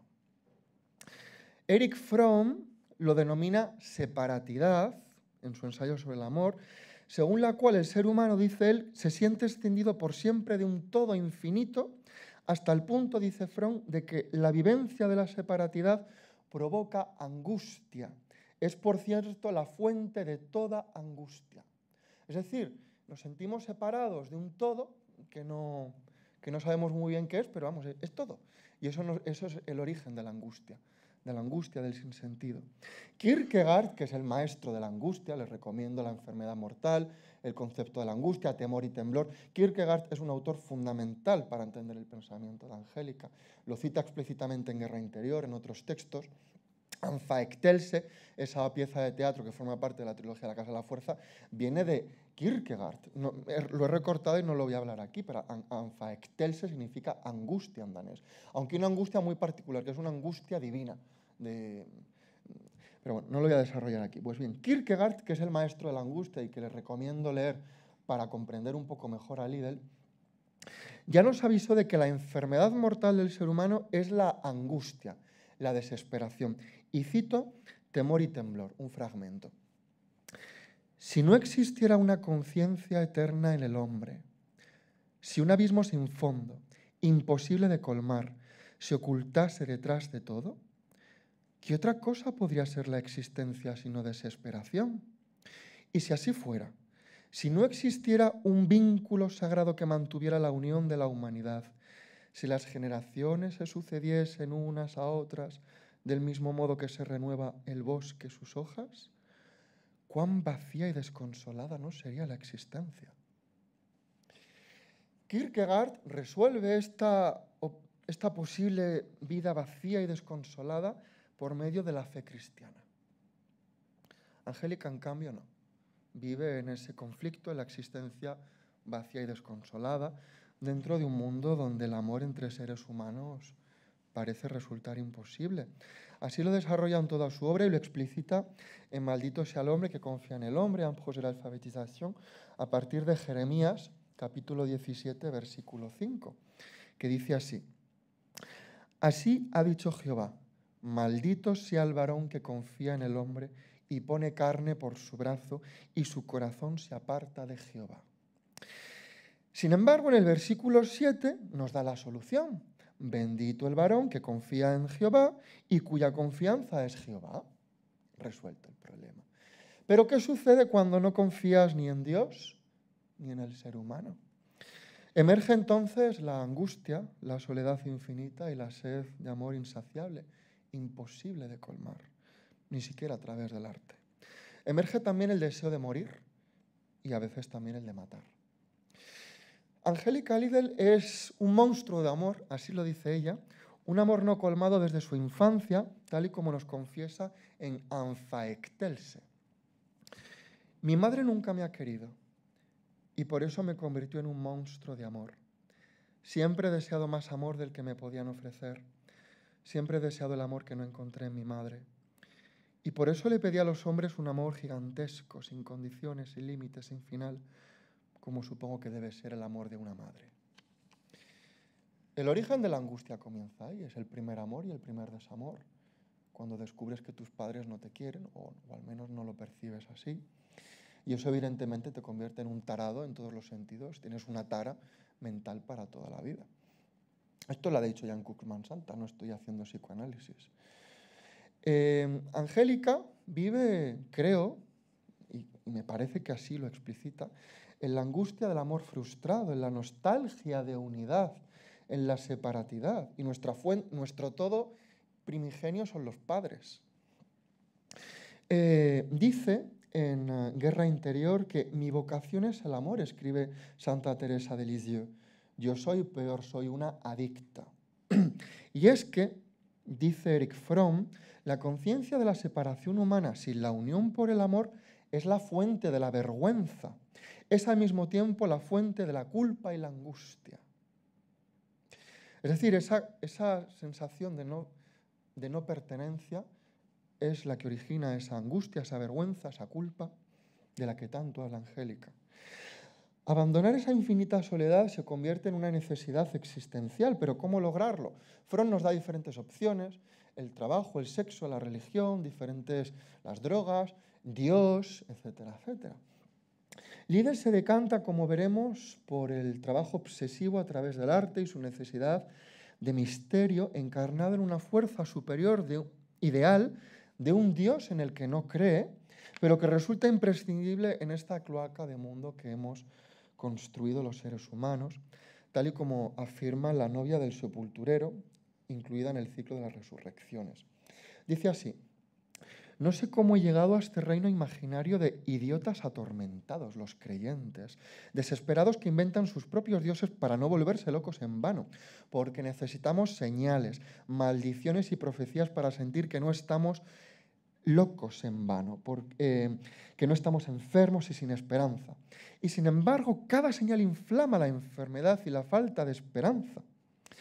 El sufrimiento, ya lo dijo Schopenhauer, que también es un pensador muy presente en sus textos, el sufrimiento es lo que nos hace plenamente conscientes de la existencia. Dice Schopenhauer que sentimos el dolor, pero no la ausencia de dolor. Sentimos el cuidado, pero no la falta de cuidados. El temor, pero no la seguridad. Sentimos el deseo y el anhelo como sentimos el hambre y la sed.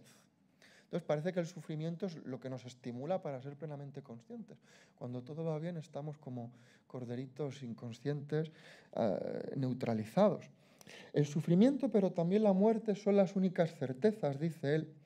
Existe la posibilidad también de refugiarse en el consuelo del fin de la vida y con él del sufrimiento.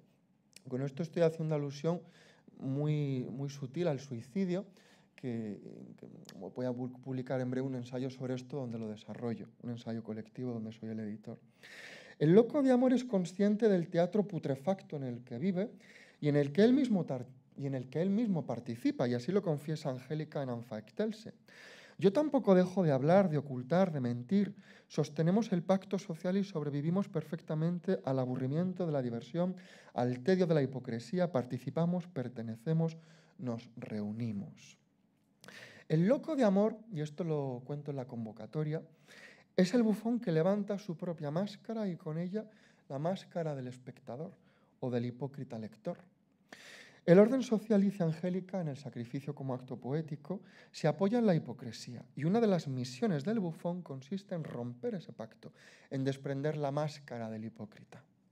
Se produce así la paradoja de que, dice Angélica, el bufón debe soportar esta dolorosa contradicción. El camino que le ha conducido a la locura es precisamente su opuesto, la extrema lucidez. Y esta idea del loco cuerdo nos retrotrae a Freud, del que también Angélica ha hablado en varias entrevistas y por el que siento una gran admiración. Una lucidez que por ser socialmente insoportable la tachamos de locura.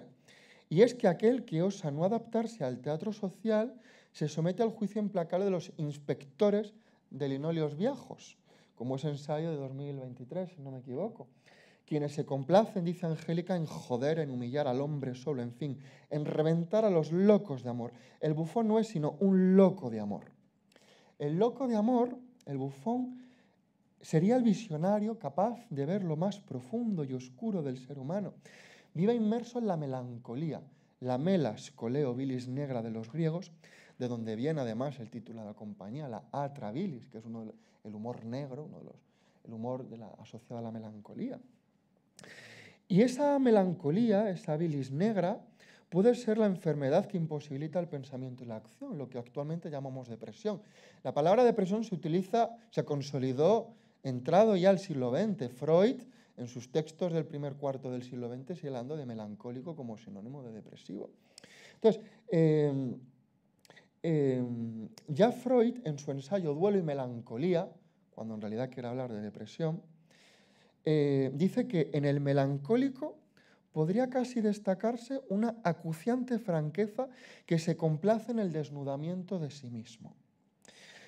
Más allá de las imprecisiones de este término, que insisto, ahora lo entendemos como depresivo, Freud subraya que ese desnudamiento implica, entre otras cuestiones, y cito, una rebaja en el sentimiento de sí mismo que se exterioriza en autorreproches y autodenigraciones. De este modo nos encontramos ante la paradoja lideliana sobre la extrema lucidez del loco de amor, según la cual, dice Freud, en algunas de sus autoimputaciones nos parece que tiene razón y que incluso capta la verdad con más claridad que otros no enfermos, no melancólicos. Es decir, en el depresivo, en el melancólico, resulta que hay una lucidez extrema que no encontramos en los no enfermos. Su lucidez, estando supuestamente enfermo, nos interpela a quienes supuestamente no lo estamos. Pero quizás, dice Freud, en nuestro fuero interno nos parezca que se acerca bastante al conocimiento de sí mismo y solo nos intriga la razón por la cual uno tendría que enfermarse para alcanzar una verdad así. Fíjense que la depresión es una enfermedad del ego, del amor propio. El depresivo se autodenigra constantemente y considera que no vale nada. Y para Freud lo curioso es que esto es completamente cierto. Ustedes no valen nada. Yo tampoco valgo nada más allá de 4 cositas que hagamos. Y es curioso que haya que estar enfermo para que nos demos cuenta en toda su brutalidad lo inútiles, insignificantes que somos. Y bueno, pues la obra de Angélica trata de esa insignificancia. Incluso ella, que lo ha conseguido todo, cuando hablaba esta mañana de éxito, me refería a un éxito profesional estandarizado. Evidentemente el éxito, para mí el éxito, si te gusta hacer pan a las 5 de la mañana, es tener una panadería. Es decir, que el éxito es conseguir lo que te apasiona y que eso te haga feliz. Pero a veces hacer lo que te apasiona y ni siquiera eso te hace feliz. Entonces, el éxito es algo relativo, claro. De la misma manera que hace Freud, pero posicionándose frente a los cuerdos, Liddell considera que alguien completamente ignorante y reflexivo, lo dice en El sacrificio como acto poético, alguien primitivo jamás podría hablar mal de sí mismo ni describir sus vicios con tanta distancia y franqueza. Por lo tanto, esa cualidad del depresivo, del enfermo, de amor, en sus autodenigraciones se aproxima a una lucidez extrema que nosotros cuerdos pues intentamos tachar de locura, porque nos resulta insoportable pensar que nosotros seamos eso, esa insignificancia, esa inutilidad, que esta vida no tenga ningún propósito. El desnudamiento de Buffon, ya lo veremos, forma parte de un ritual de muerte a través del arte ante la constatación de la gran mentira construida sobre la vida. Dice Angélica en Guerra Interior, nos moriremos de miedo si todo es mentira, solo nos quedará el suicidio si todo es mentira, porque efectivamente no tenemos fuerzas por nosotros mismos. Su corazón está dolorido de tanto amar y entregarse en vano. Y la cito, ya ni te acuerdas de cuando eras cariñoso y amable, de cuando lo dabas todo a cambio de nada, de cuando eras generoso como un elefante, de cuando confiabas en la gente como un animal. Bajo este contexto terrible, su necesidad brutal de amor, tal cual dice en Vía Lucis, necesidad brutal de amor no colmado, revela su sed de morir. Y la cito. El suicidio consiste en revelar, por fin, ese secreto que hemos soportado y sobrellevado durante toda una vida sin una sola mueca. El suicidio es, en efecto, un secreto acerca de un profundo dolor no revelado. Tal y como señala Ramón Andrés, que tiene un ensayo maravilloso que es Semper Dolens, Historia del suicidio en Occidente, vino como ponente al congreso que monté sobre suicidio, al que fue Angélica de ponente inaugural, y todo el mundo estaba encantado, pero era como escuchar a tu tío contándote un cuento terrible, que es el cuento de quererse morir y del sinsentido de la vida, aunque no queramos morir. Dice Ramón Andrés que se trata de una contradictoria conciliación con el mundo, tener la última palabra, sentir el protagonismo sobre el acto final, poder extinguirse a voluntad, potencia un sentimiento de control y libertad personales. Y luego vamos a ver cómo se une, lo voy a explicitar un poquito más, cómo se une esta idea de amor con la idea de suicidio, si son compatibles o si en realidad forman parte de lo mismo. Y vamos ahora a la segunda parte de mi comunicación, que es, estoy tardando, ¿no? Sí, bueno, ¿cómo os lo dirijo yo? No, es broma, no, voy a cortar. El arte como sublimación de la muerte por ausencia de amor. Vamos a hablar esto y voy a intentar acortar Ah, bueno, sí, o sea, tonta la vida, 10 minutos, sí.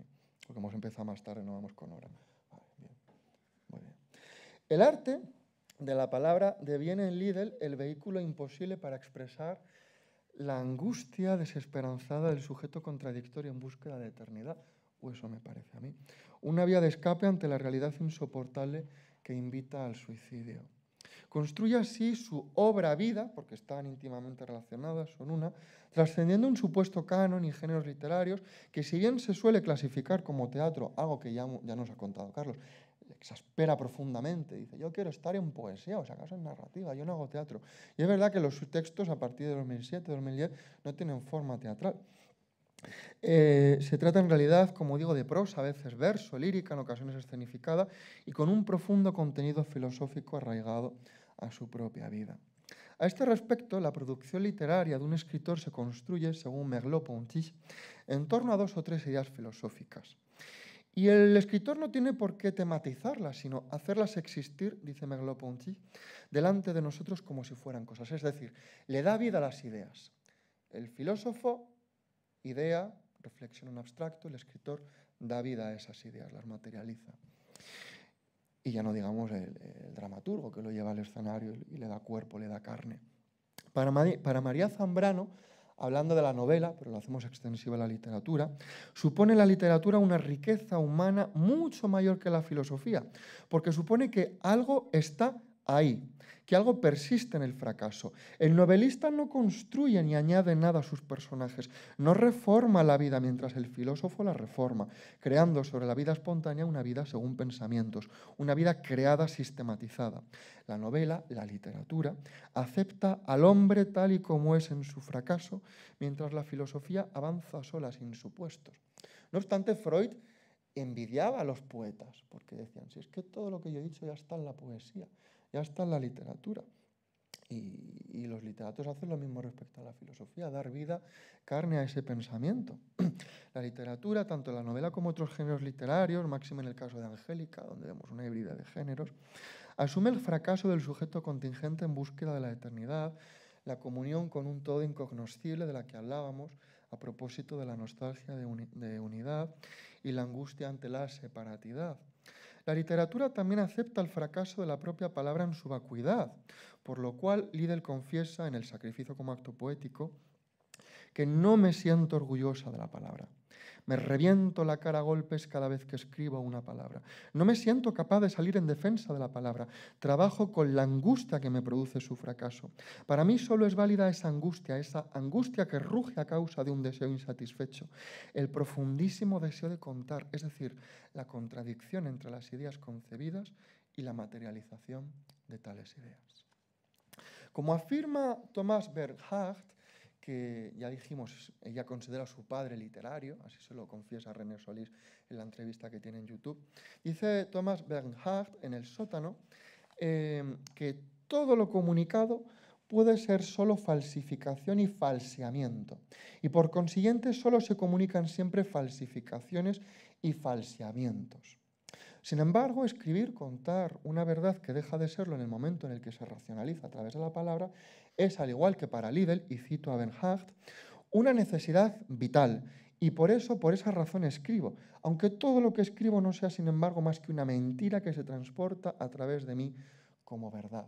Esta misma idea la repite hasta la Sociedad Angélica Liddell. No en vano, si bien las últimas producciones de Angélica, como Liebe Stott, de 2021, Caridad, del 22, Vudú 3318 Blixen, de 2023, Demon, el funeral de Bergman, del 24, perseveran en la palabra, mucho menos en caridad. La obra Terebrante, de la que ya hemos hablado aquí, que es su hija predilecta, y que sin embargo ha sido denostada incluso por sus más fieles seguidores, porque salieron como, ¿y cuándo va a hablar? ¿Cuándo va a hablar? Pues bien, Terebrante se dirige hacia la extinción de esa palabra en favor del gesto. Y la escenografía, yo por desgracia no lo pude ver porque en esa época ni la conocía, la hizo en un Escorial en 2021, si no me equivoco, y yo la conocí pues unos meses después. Bien, esta disolución, esta extinción de la palabra, este suicidio de la palabra, en favor del gesto, bueno, suicidio no, porque la mata la autora, en favor del gesto y de la escenografía, en la línea disolutiva de Artaud, del que ya hemos hablado aquí, para quien dentro de su teatro de la crueldad, dice Artaud, destruir el lenguaje para alcanzar la vida es crear o recrear el teatro, porque como decías, el teatro, lo decía Georges Steiner, pero también lo dice Artaud, el teatro es lo que queda en ausencia de las palabras, lo demás es literatura. Entonces, Artaud, como decías tú en Georges Steiner, quiere quedarse con lo que está fuera de la palabra, con el gesto, con la escenografía, el movimiento, la coreografía. El silencio del autor podría ser la mejor vía de expresión de la angustia insoportable, lo terebrante que es, según define Angélica en Cuxman Santa, que aparece también en la RAE, lo terebrante es algo que produce un efecto análogo al que resultaría de perforar una parte del cuerpo ya adolorida, un dolor capaz de destrozar el pecho del mundo. La muerte de la palabra encarnaría así la necesidad de dejar de ser para ser todo. ¿Y qué es esto más que un Liebestot? En donde la nada se une al continuum infinito del universo, donde la finitud traspasa al infinito, aunque para ello deba dejar de ser. No obstante, advierte Angélica en Cuxman Santa, el silencio no significa ausencia de palabras. Significa que las palabras se forman, crecen y dan vueltas en su auténtico reino, el interior. En cuanto salen al exterior, en cuanto resbalan por la lengua, en cuanto se pronuncian, son mentira. Que es lo que nos decía hace un momentito Thomas Bernhard. Voy a quitar cosas y profundizaríamos en esta idea que nos lleva a la película Persona de Bergman, la disolución en el silencio. Vayan al ciclo de cine, creo que es mañana o esta tarde, Gritos y susurros, que es una de las películas favoritas de Angélica y que está en la sala Berlanga, de Bergman. Bien, pues según Feldöny, un pensador húngaro que tiene un ensayo que se titula De la melancolía, el objetivo de la obra de crear un mundo lleva al fracaso, a la futilidad, a la nada que anida en la existencia. Toda obra de arte importante es utópica porque despliega la nada que acecha en el aquí y ahora. Y esto exige trascender los parámetros racionales que nos llevaría también al duende, la tragedia lorquiana. Me interesa, dice Angélica, en la poesía es la rebelión, que es una entrevista, dice, me interesa explicar al hombre desde lo prerracional, lo primitivo, me interesa el misterio, no el racionalismo, no lo político. No se pueden sustituir los criterios estéticos por objetivos sociales, porque precisamente el problema de la belleza es lo que nos pone en contacto con lo más oscuro del mundo, es lo que nos define y nos funda, y es la verdadera rebelión. E insiste en ello en el sacrificio como acto poético. La inteligencia no es suficiente, la inteligencia no acepta el misterio, no se nutre del misterio. Admiro el concepto ansia. El autor no debe mejorar al idiota, al ansia del idiota, debe ser el idiota cargado de ruido y de furia. No somos importantes, no valemos nada. Y el ansia nos hace tarados, incompletos, más humanos. El artista, el loco suicida de amor, suicida porque se considera suicida ya con que alguien piense en el suicidio, no solamente aquel que lo consuma. Se pueden leer el libro que va a aparecer prontito en Peter Lang sobre el suicidio, donde se explica todo detalladamente. Bien, pues el artista, el loco de amor, es ese tarado que arranca su máscara de actor y muestra su desgarradora angustia y con él la de todos, y así lo explicita en el sacrificio como acto poético. Quiero sufrir por el mundo, nada más. Quiero interpretar al hombre, nada más. Sin oficio, sin pasado, al hombre sin juzgarle. Quiero meter los pies en el desgarro humano, nada más. Hablar de ese desgarro, ser ese desgarro. Quiero hablar de la angustia del hombre y ser la angustia, aunque fracase. Quiero hablar de la monstruosidad porque participo por el mero hecho de haber nacido de lo monstruoso. Mi elección es el dolor, todavía no me suicido, no me dejen en paz. Todavía no me suicido, que me dejen en paz soportando las aflicciones y las llagas. El loco de amor busca expresar esa angustia, ese fracaso intrínseco al ser humano y a todo cuanto hace. El arte es tal vez la única forma de amor que conoce el artista enfermo de amor y ese es en realidad su máximo objetivo, creo. Amar, ser amado, la belleza y la bondad platónicas intrínsecas al anhelo de amor, y esto también nos llevaría a la idea de amor platónico en torno a la belleza, a la bondad. y que el arte, que también podríamos conectar con tu comunicación, y que el arte si acaso logra rozar pero de modo imperfecto. Y es que, insisto, el suicida ama la vida, al mundo, pero el mundo no lo ama a él, o al menos así lo percibe. Entonces el desprecio recibido mina poco a poco su infinita sed de amor y descubre su infinita sed de odio. Odio contra el mundo, pero sobre todo contra uno mismo, en un fenómeno de introyección que lleva al suicidio. Es decir, el suicida, el depresivo, ya lo dice Freud, introyecta sobre sí mismo un odio hacia los demás. Y también el asesino normalmente mata a los demás ante un odio ante sí mismo. Son teorías que podríamos explorar. El suicida en algunos casos puede llegar a desear la destrucción de los demás, matarlos uno a uno a todos esos abyectos que despreciaron su amor, pero finalmente opta por matarse a sí mismo o escribir. Eso es lo que significa, dice Angélica, para mí la escritura, una venganza contra la vida. La misma idea la retoma en Cuxman Santa y dice: mi madre no era capaz de resolver la lucha que tenía lugar en su interior entre el miedo y el odio. Necesitaba a una hija a la que odiaba y una hija a la que culpaba mañana, tarde y noche de todos sus males. Mi madre quiso matar a mi padre y quiso matar a su única hija, porque solo deseaba su propia muerte. Y por la misma razón, en vez de matar, yo escribo. Lo dice la página 290. Tendría que haber dicho páginas, por si acaso. Como al fin y al cabo no hay varias ediciones en general, pues las páginas son fieles. El arte es la venganza del bufón contra un mundo terrible sin amor, tal vez. Me voy a saltar cosas. Se trata de una fuerza destructora, una pulsión de muerte intrínseca al ser humano, pero que el loco de amor se atreve a explorar sin cortapisas, no porque desee desaparecer sin más, sino porque quiere reintegrarse a un todo del que se siente arrancado. Esa es la idea que parte del suicida muchas veces e inconscientemente. No desaparecer sin más, sino reintegrarse a un todo. Esa venganza del bufón suicida busca en el fondo, por tanto, el ansiado amor, la empatía, la comunión en el dolor. Así lo reconoce en Cuxman Santa. Por muy inextricable que sea la obra, el artista quiere ser comprendido en su empeño, desesperadamente amado y comprendido.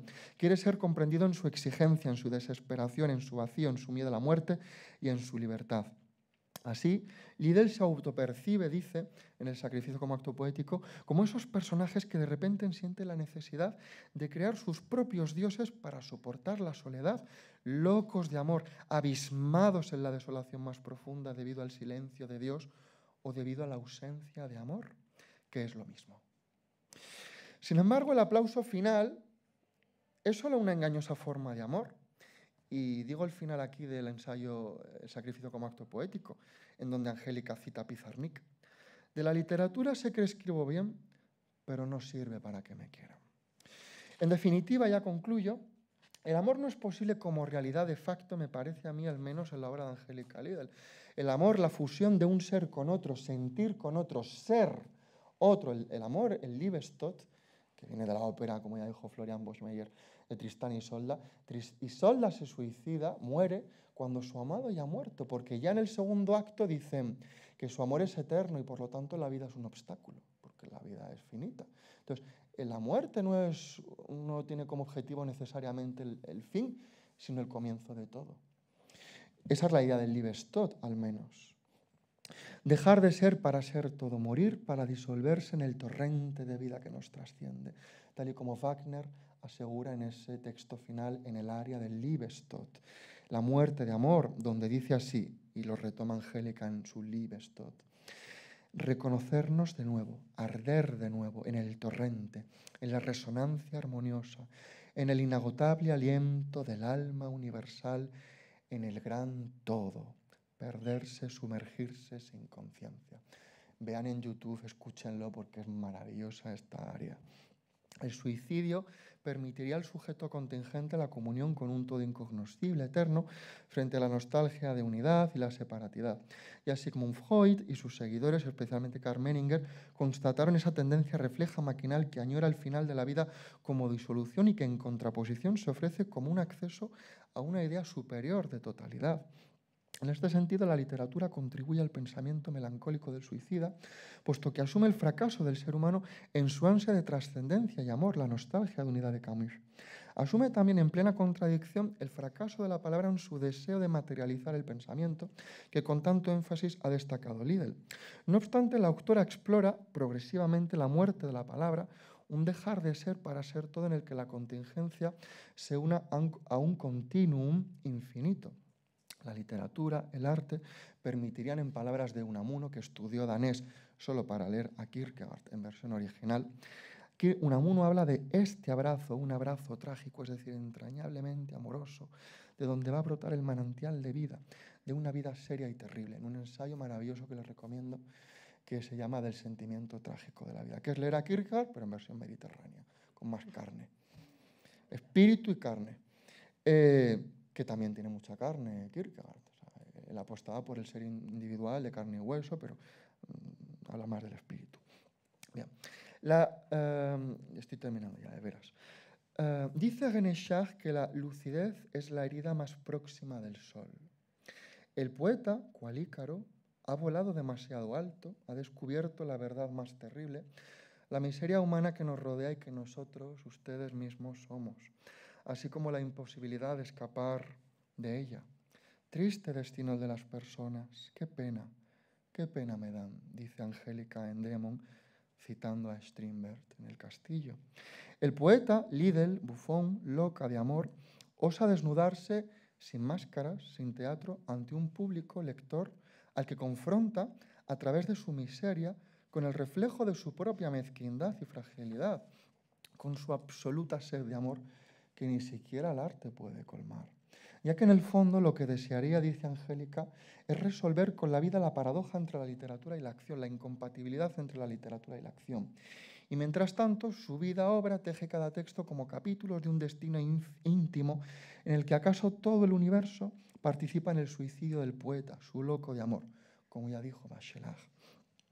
Dice Rotterdam, como cito en la convocatoria, que dado que la vida es una comedia en que cada actor lleva su máscara propia, al que arranca la máscara se le echa de ella. Lo echamos a ese loco de amor que osa insultarnos contándonos la verdad en toda su crudeza, con todas sus vísceras. Lo echamos porque nos aterra conocernos y reconocernos en el bufón, en el loco de amor, suicida o no, que como nosotros tal vez reconoce el absurdo de la vida, pero él decide, se atreve a dejar de jugar, de mentir, de interpretar, porque no es un actor. Y pone fin radicalmente a su participación en el gran teatro del mundo, en el abismo sin fondo imposible de colmar, en las generaciones enteras que durante siglos, milenios, se han extendido, se extienden y se extenderán como hojas que nacen y mueren, vacías, desconsoladas, sin sentido. Muchas gracias.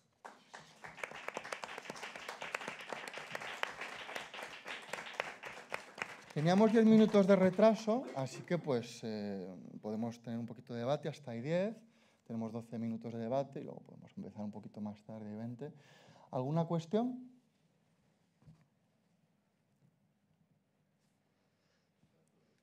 Yo sí, a Julian. ¿De dónde surge el germen de hacer este parangón a la obra de Lorca, en este caso el Cantejondo y la conferencia del duende, y la obra de Angélica Liddell? ¿De dónde surge en ti? Porque yo, luego nos contarás tú aquello.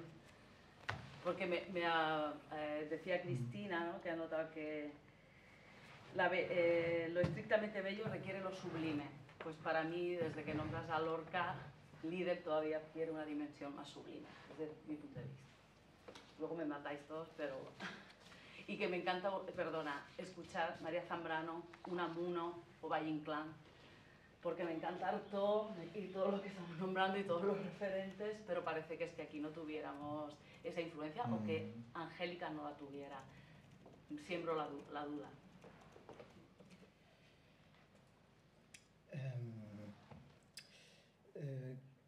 Creo que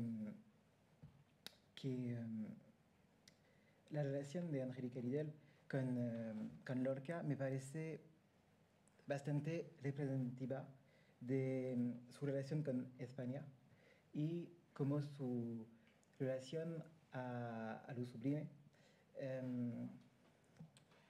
Es decir, que Lorca ha sido dirigido del mismo modo que las tradiciones de Extremadura en Madrid. Todo ello ha impregnado tanto su teatro que quizá ya ni siquiera será necesario referirse a él. ¿Es no claro? Yo hacía referencia a cómo surge en ti esta idea de unir, o este camino que nos abres de Lorca líder, ¿no? ¿Cómo surge en ti?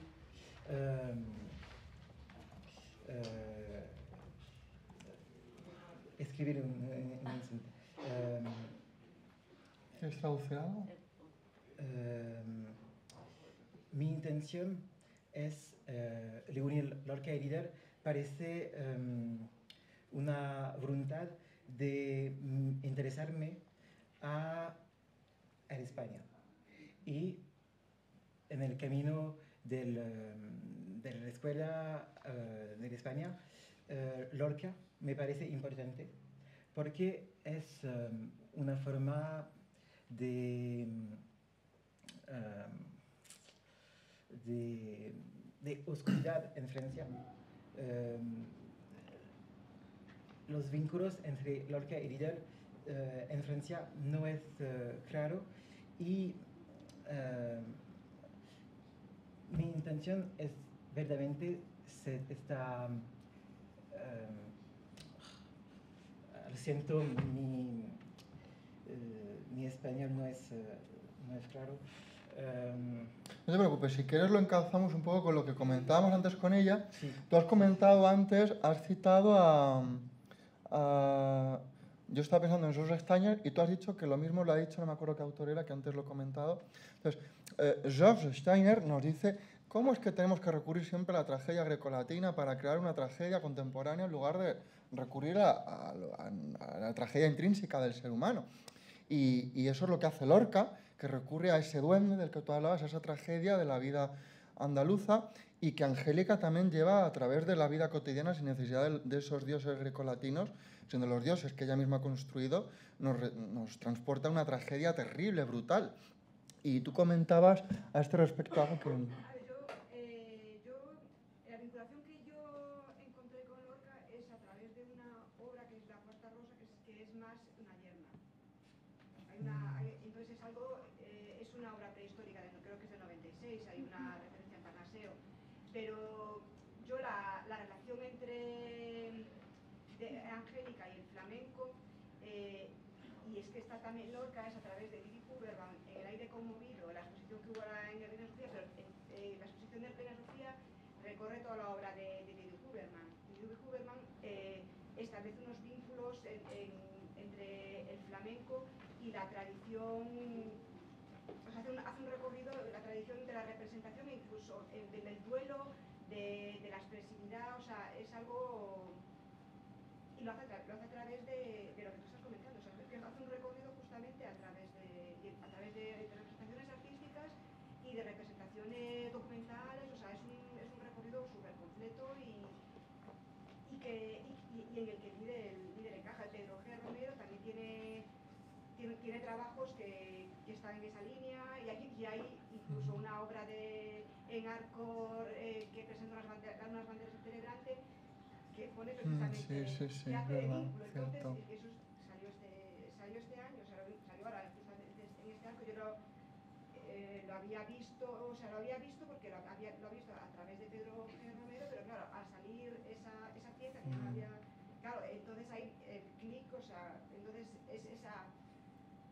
es algo como difuso, porque yo creo que también en Angélica el flamenco se refleja con contundencia en Telebrante, pero está implícito ya en ese grito, en esa referencia a las furias. Entonces hay una mezcla entre lo antiguo griego y todo eso. Entonces hay como hay nuestras bases y ella, yo no sé, o sea, sí, es su abuela materna, eso lo comenta en un libro de Santibáñez el Bajo, sí.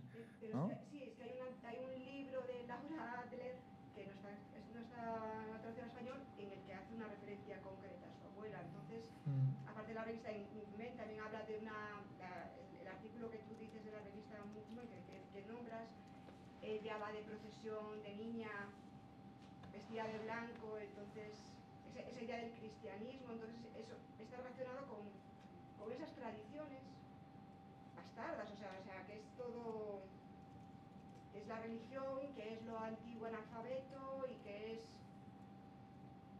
sale, yo creo que sale como, casi como imágenes. Yo en realidad lo veo muy claro como imágenes. Entonces ves como ella bebe de gestos muchas veces.